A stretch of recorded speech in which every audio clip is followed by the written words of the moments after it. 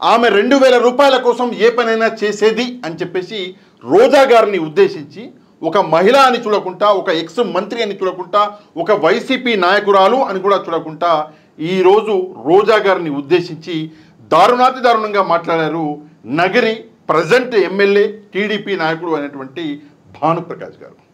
నేను భానుప్రకాష్ గారు రోజా గారి గురించి మాట్లాడిన మాటల గురించే మాట్లాడట్లేదు.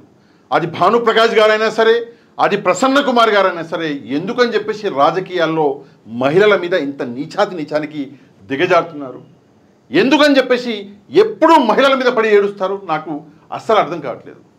ఈరోజు రోజా గారిని ఉద్దేశించి ముందుగా ఆయన ఏమన్నాడో ఒకసారి చూడండి.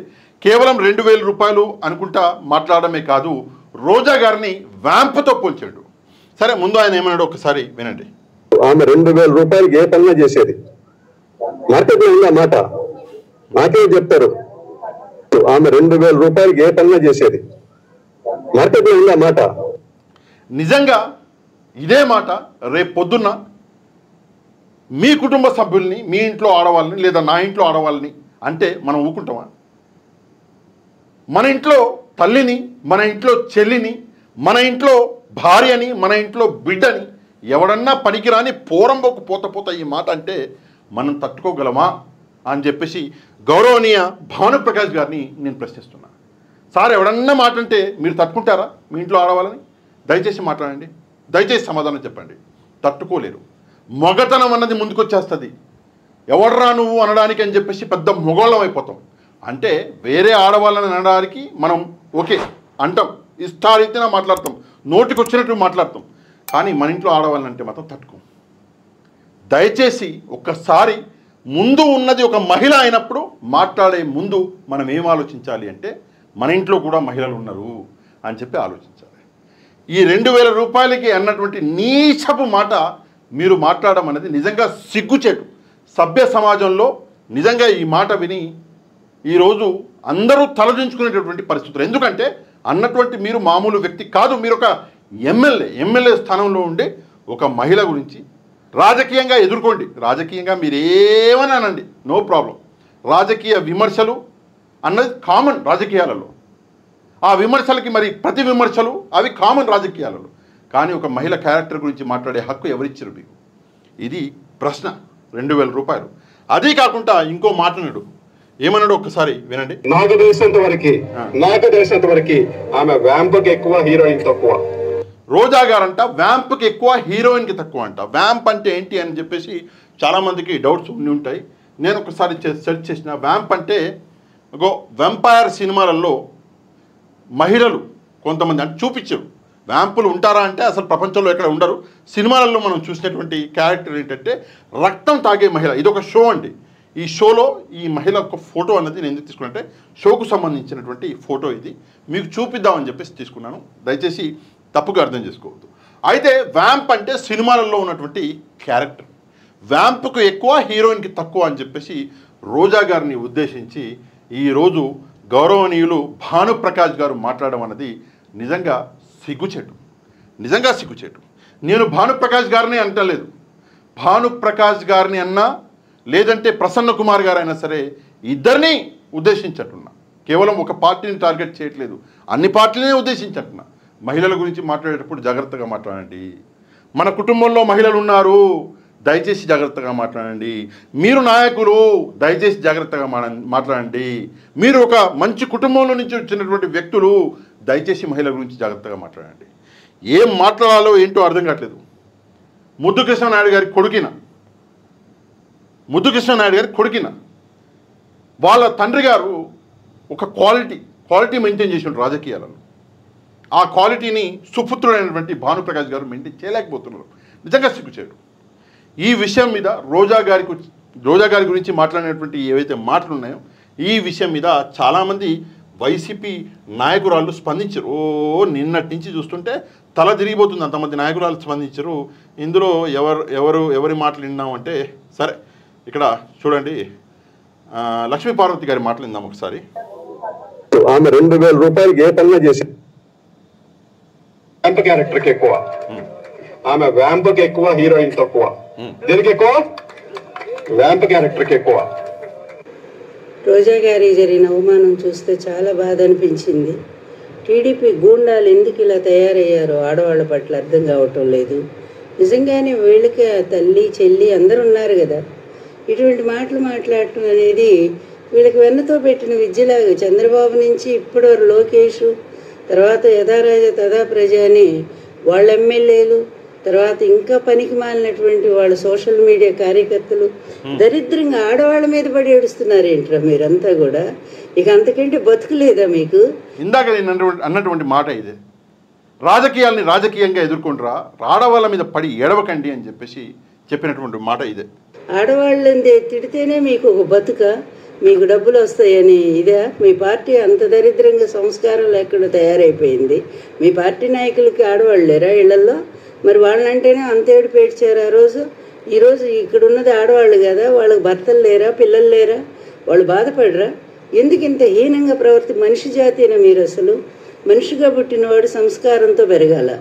మీ నాన్నగారు మాకు బాగా తెలుసు. మరి ముద్దుకృష్ణనాయుడు గారు ఆయన ఎప్పుడు కూడా ఆడవాళ్ళని కించపరచల. ఆయన ఎప్పుడు సిద్ధాంతపరంగా అందరితో పోట్లాడేవారు, అన్ని పార్టీలతో కూడా. అంతే తప్ప ఎప్పుడు కూడా వ్యక్తిగతమైనటువంటి దూషణలకు ఆయన పాల్పడినట్టు నేను చూడలేదు.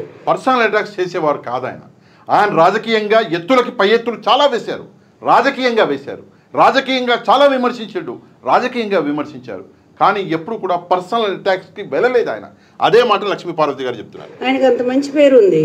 అలాంటి ఆయన కడుపును పుట్టినటువంటి నువ్వు భానుప్రకాష్ ఎందుకు ఇంత దరిద్రంగా తయారయ్యావు? నువ్వేంటి అసలు? మొన్నటి దాకా నీ చరిత్ర ఏంటయ్యా? ఎందుకు ఈ విధంగా? నీకు అక్కలాంటిది కదా రోజా అంటే. అలాంటి ఆమె మీద అటువంటి పనికి మాలిన నిందలేస్తావా? వేస్తే లోకేష్ సంతోషిస్తాడు అనుకున్నావా? నీకేమైనా మినిస్టర్ ఇస్తాడు అనుకున్నావా?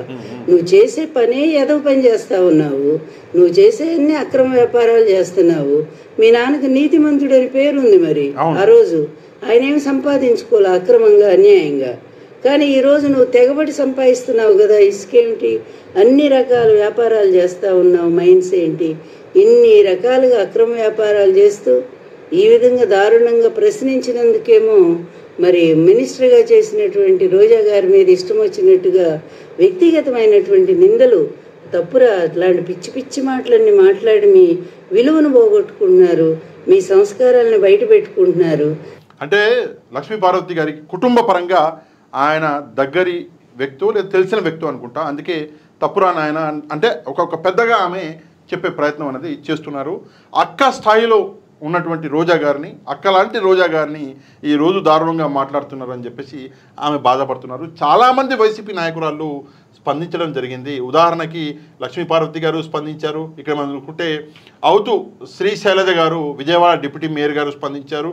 ఇంకెవరు స్పందించారు అంటే ఇక్కడ మనకి కనిపిస్తూనే ఉంది, వరదు కళ్యాణి గారు స్పందించారు. నెక్స్ట్ ఇంకెవరన్నా స్పందించారా?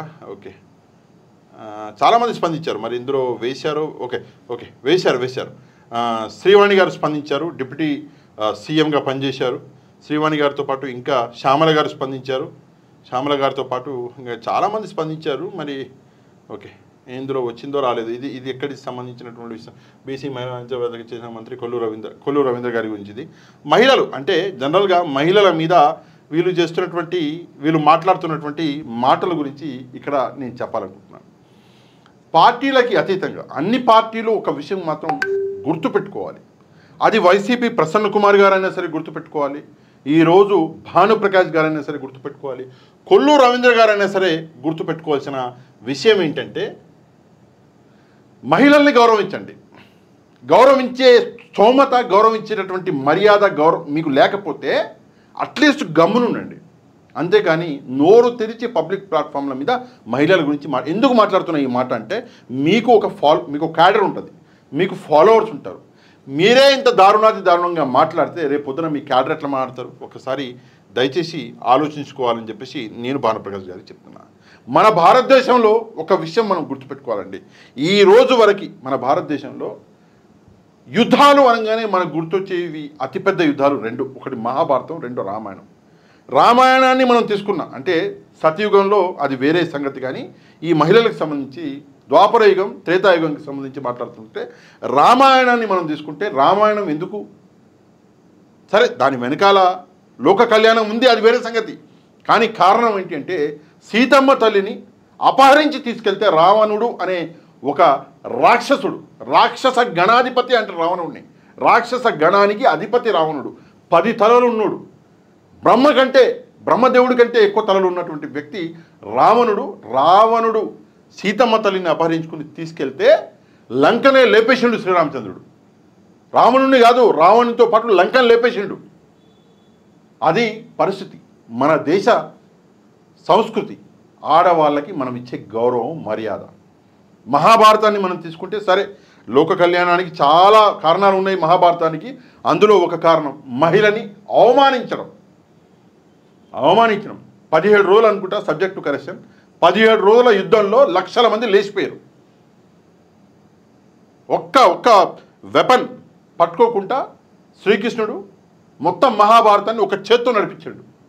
మన దేశపు సంస్కృతి, మన దేశంలో మనం మాట్లాడుకునేటటువంటి విషయాలు ఇవి.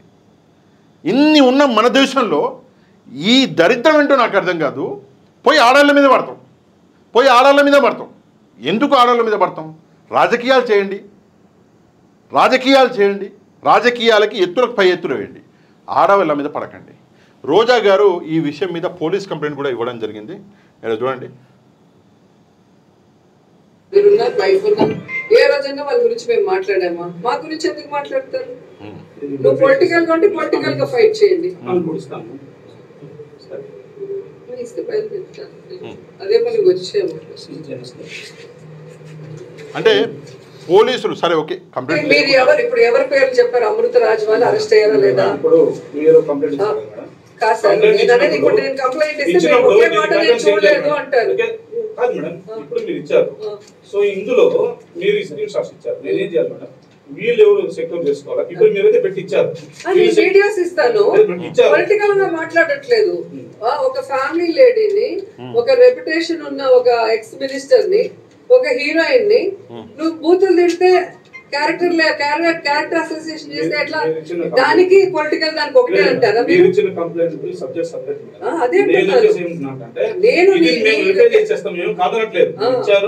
నేను ఆ విషయంలో మీరు ఫీల్ అవుతున్నారని తెలిసి నేను చెప్తున్నాను. మిమ్మల్ని మేము ఎక్కడ డిగ్రేడ్ చేయలే. ఎవరైతే అక్కడ కంప్లైంట్ అన్నది రోజా గారు ఇవ్వడానికి వెళ్ళారు. అక్కడ మరి సార్ ఎందుకు ఫీల్ అయ్యారో నాకు తెలియదు. మీరు ఫీల్ అవుతున్నారు అని చెప్పేసి సరే, ఏదేమైనప్పటికీ కూడా ముందుగా పోలీసులు కూడా ఆలోచించవలసిన విషయం ఏంటంటే, ఇట్లాంటి విషయాలు వచ్చినప్పుడు ముందుగా ఆ కంప్లైంట్ని స్వీకరించి ముందుగా ఎఫ్ఐఆర్ కట్టేది ఉంటే ఎఫ్ఐఆర్ కట్టాలి, లేదా నార్మల్ కంప్లైంట్గా దాన్ని స్వీకరించాలి. సరే, పోలీసుల ఫీలింగ్ అంటే ఏమన్నా తప్పు జరిగి ఉండొచ్చు, నేను ఆ విషయం నాకు తెలియదు కాబట్టి మాట్లాడొద్దు. పోలీసులకు కూడా మనసు ఉంటుంది, ఫీలింగ్స్ ఉంటాయి. వాళ్ళని మనం గౌరవించుకోవాలి. వాళ్ళు మన కోసమే కష్టపడుతున్నారు, నో డౌట్. సరే, ఏమైనా ఫీలింగ్స్ ఉంటే ఆ ఫీలింగ్స్ అనేది తర్వాత చూసుకోవచ్చు. పోలీస్ అధికారి గారికి నేను రిక్వెస్ట్, ఈ కంప్లైంట్ ఆల్రెడీ తీసుకున్నారనుకుంటా, ఆ కంప్లైంట్ మీద కొంచెం గట్టిగా పర్సూ చేయండి సార్.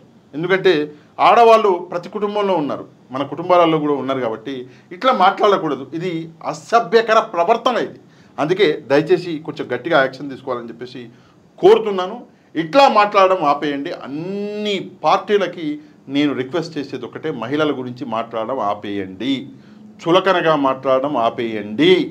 మీరు ఆపకపోతే రేపు పొద్దున మీ పార్టీ వినాశనానికి ఇదే కారణమవుతుంది. దయచేసి ఈ విషయం మీద ముందుగా స్పందించండి. ముద్దు కృష్ణనాయుడు గారు, భానుప్రకాష్ గారి తండ్రి గారు, ఆయన గురించి ఎవరికైనా తెలిసి ఉంటే దయచేసి కమెంట్ చేయండి. అంటే నేను చాలా మంచి నాయకుడు అని చెప్పేసి విన్నాను. మరి ఆయన సుపుత్రుడైనటువంటి భానుప్రకాష్ గారు కేవలము మీడియా అటెన్షన్ కోసం, నాకైతే అట్లా అనిపించింది, మీడియా అటెన్షన్ కోసం 4 ఛానళ్ళలో రావాలి అని చెప్పేసి ఆయన ఆ మాట అన్నట్టు అనిపించింది. దయచేసి ముద్దు కృష్ణనాయుడు గారి గురించి, భానుప్రకాష్ గారి గురించి మీరేమనుకుంటున్నారో తప్పకుండా కమెంట్ చేయడం మాత్రమే కాదు, ఈ వీడియోకి ఒక లైక్ కొట్టడం మాత్రం మర్చిపోదు. ఒక లైక్ కొడితే వీడియో ఆటోమేటిక్గా వైరల్ అవుతుంది, ప్రజలందరికీ వీడియో అన్నది వెళ్తుంది, ప్రజలకి నిజాలు తెలుస్తాయి. కాబట్టి ఒక లైక్ కొట్టండి. అది కాకుండా మన ఛానల్ని సబ్స్క్రైబ్ చేసుకునే వాళ్ళు ఉంటే ఛానల్ కూడా సబ్స్క్రైబ్ చేసుకోండి. నెక్స్ట్ వీడియోలో మళ్ళీ కలుద్దాం. అంతవరకు థ్యాంక్ యూ వెరీ మచ్. జై